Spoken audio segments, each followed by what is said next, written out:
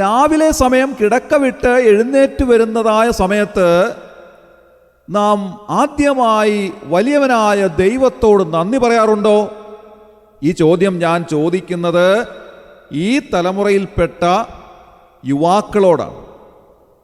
പ്രായമുള്ളവർ ആ സ്വഭാവമുള്ളവരാണ്. കാരണം പഴയ കാലത്ത് അതൊരു ജീവിതചര്യയായിരുന്നു.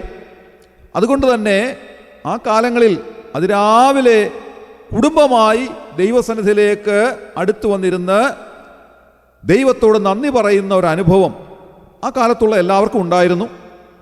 പഴയ ആളുകൾ അത് തുടരുന്നുണ്ട് എന്നുള്ളത് ഒരു പരമാർത്ഥം തന്നെയാണ്. എന്നാൽ ഈ കാലത്തെ യൗവനക്കാരോടും കുഞ്ഞുങ്ങളോടും ഞാൻ ചോദിക്കുകയാണ്, ഈ ഒരു സ്വഭാവം പുലർത്തുവാൻ നിങ്ങൾക്ക് സാധിക്കുന്നുണ്ടോ? രാവിലെ എഴുന്നേറ്റ് വന്ന് ദൈവസന്നിധിയിൽ ഇരുന്ന് ദൈവത്തോട് നന്ദി പറയുവാൻ, ദൈവം ആയുസ് നൽകി തന്ന് ഒരു പുതിയ ദിവസം കൂടെ കാണുവാൻ ഇടയാക്കിയതിന് ദൈവത്തോട് നന്ദി പറയുവാൻ സാധിക്കുന്നുണ്ടോ? ആരോഗ്യം നൽകി തന്നതിന് ദൈവത്തോട് നന്ദി അർപ്പിക്കുവാൻ കഴിയുന്നുണ്ടോ? ജീവിതത്തിലെ ഓരോ ആവശ്യങ്ങളും കർത്താവ് നടത്തിത്തരുന്നു എന്നുള്ള വിശ്വാസത്തോടെ ദൈവത്തോട് നന്ദി പറയുവാൻ രാവിലെ സമയം നമുക്ക് സാധിക്കുന്നുണ്ടോ? അത് സാധിക്കുന്നുണ്ടെങ്കിൽ തീർച്ചയായും നിങ്ങൾ അനുഗ്രഹിക്കപ്പെട്ടവരാണ്.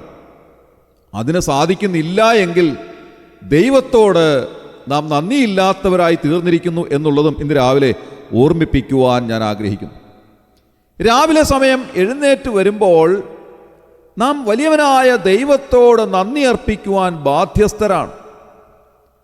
പഴയ കാലത്താണെങ്കിൽ കുടുംബമായി എല്ലാവരും ഒരുമിച്ച് വന്നിരുന്ന് പാട്ടുപാടി തിരുവെഴുത്ത് വായിച്ച് പ്രാർത്ഥിച്ച് ദൈവത്തോട് നന്ദി പറയുമായിരുന്നു. സാധാരണയായി വൈകുന്നേരം ചെയ്യുന്നത് പോലെ തന്നെയുള്ളതായ ഒരു കുടുംബ പ്രാർത്ഥന രാവിലെയും ഉണ്ടായിരുന്നു. മാതാപിതാക്കളും മക്കളും ഒരുമിച്ചിരുന്ന് പാട്ടുപാടുകയും സങ്കീർത്തനങ്ങൾ വായിക്കുകയും പ്രാർത്ഥിക്കുകയും ഒക്കെ ചെയ്യുന്ന ഒരു അനുഭവം പഴയ കാലത്തുണ്ടായിരുന്നു. എന്നാൽ ഈ കാലത്ത് പലരുടെയും ജോലി തിരക്ക് കാരണം അതിനൊക്കെ തടസ്സങ്ങൾ വന്നിട്ടുണ്ടാകാം. ഒരു പക്ഷേ കുടുംബാംഗങ്ങൾ എല്ലാവരും അതിരാവിലെ സമയത്ത് ഒരുമിച്ച് വീട്ടിലുണ്ടാകണമെന്നില്ല.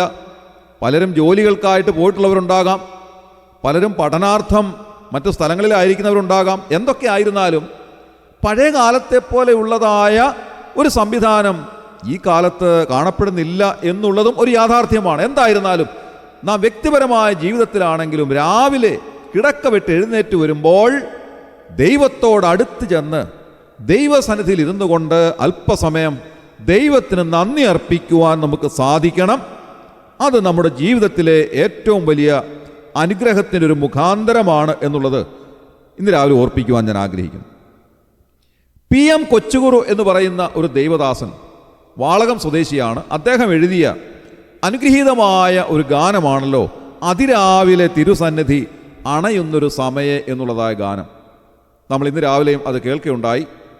വളരെ അനുഗ്രഹിക്കപ്പെട്ട ഒരു ഗാനമാണിത്.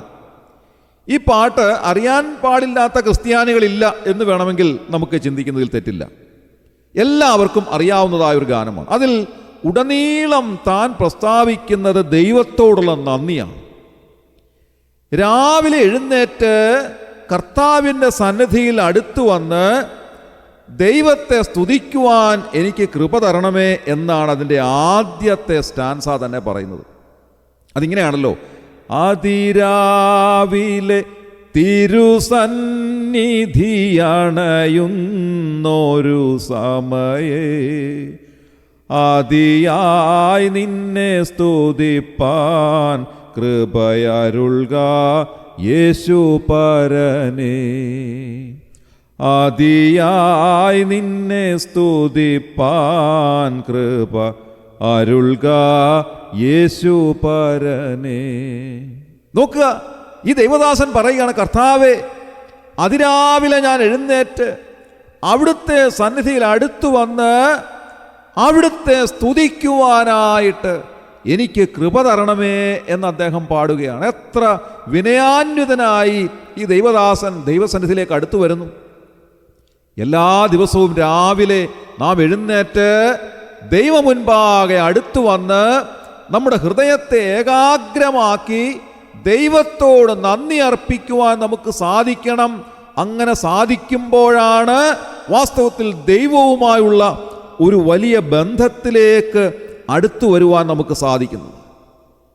ദൈവദാസനായ KV സൈമൺ സാർ ഇതേ സംബന്ധിച്ച് എഴുതിയിട്ടുള്ളതായ ഒരു പ്രഭാത ഗീതമുണ്ട്.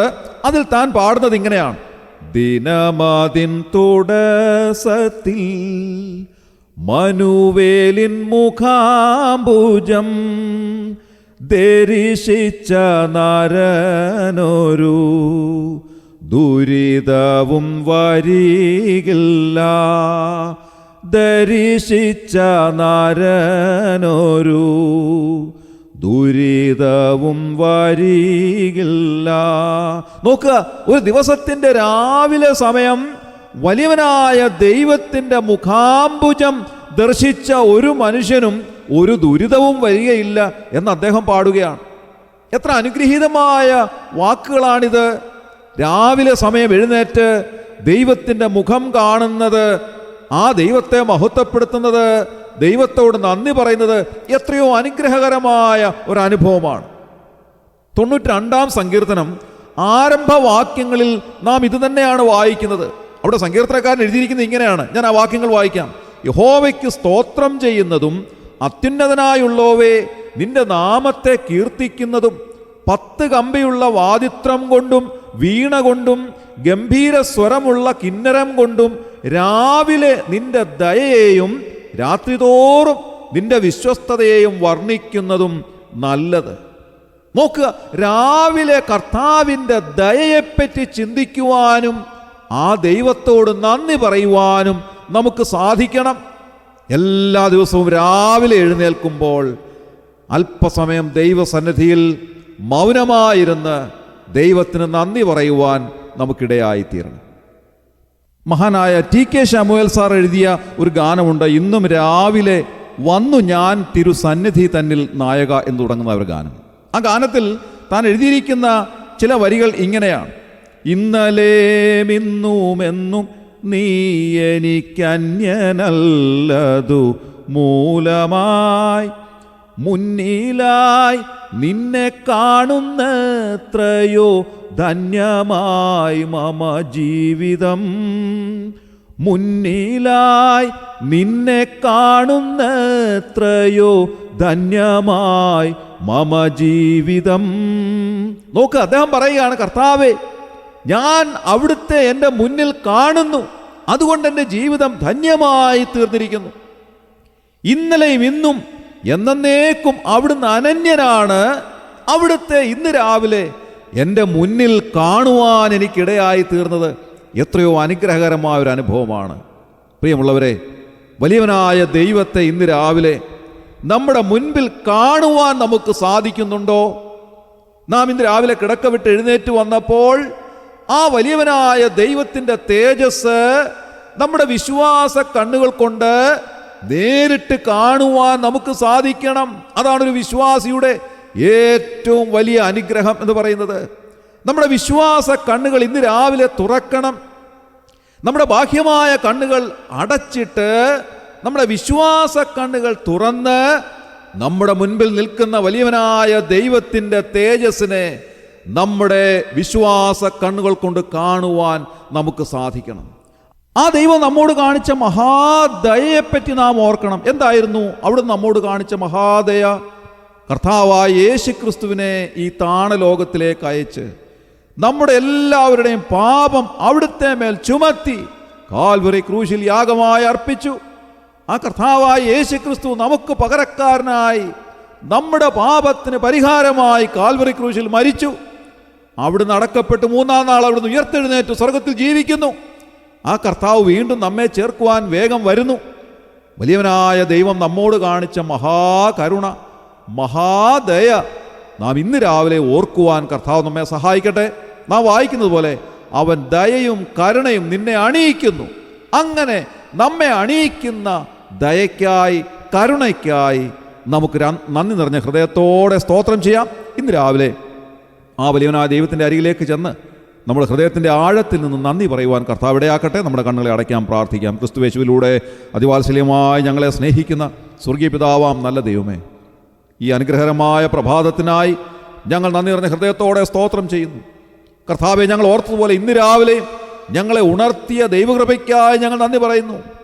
കർത്താവെ, അവിടുത്തെ തേജസ് ഞങ്ങളുടെ വിശ്വാസ കണ്ണുകൾ കൊണ്ട് കാണുവാൻ ഇന്ന് രാവിലെ അവിടുന്ന് ഞങ്ങളെ സഹായിക്കുന്നതിനായി ഞങ്ങൾ നന്ദി പറയുന്നു.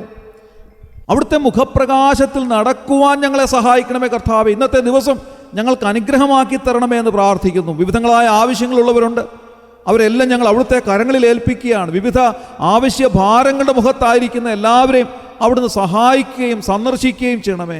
രോഗികൾക്ക് അവിടുന്ന് സൗഖ്യം നൽകി സഹായിക്കണമേ കർത്താവെ. ക്ഷീണിതർക്ക് അവിടുന്ന് ആശ്വാസം നൽകണമേ. വിവിധങ്ങളായ ഭാരങ്ങളാൽ പ്രയാസപ്പെടുന്നവർക്ക് അവിടുന്ന് ആശ്വാസം നൽകി അവരുടെ പ്രശ്നങ്ങൾക്ക് പരിഹാരം നൽകി അവരെ സഹായിക്കണമേ എന്ന് പ്രാർത്ഥിക്കുന്നു. ഇന്ന് രാവിലെ ഞങ്ങൾക്ക് നൽകിയ ഈ നല്ല സമയത്തിനായി ഞങ്ങൾ നന്ദി പറയുന്നു. ഈ ശുശ്രൂഷയെ സംബന്ധിച്ച് എല്ലാവരെയും അവിടുന്ന് അനുഗ്രഹിച്ചിരിക്കാൻ ഞങ്ങൾ നന്ദിയോടെ സ്തോത്രം ചെയ്യുന്നു. ഞങ്ങളുടെ പ്രാർത്ഥന കേട്ടിരിക്കാൻ സ്തോത്രം. ഞങ്ങളുടെ കർത്താവിൻ്റെ രക്ഷിതാവുമായ യേശു ക്രിസ്തുവിൻ്റെ ധന്യമായ നാമത്തിൽ തന്നെ ആമേൻ.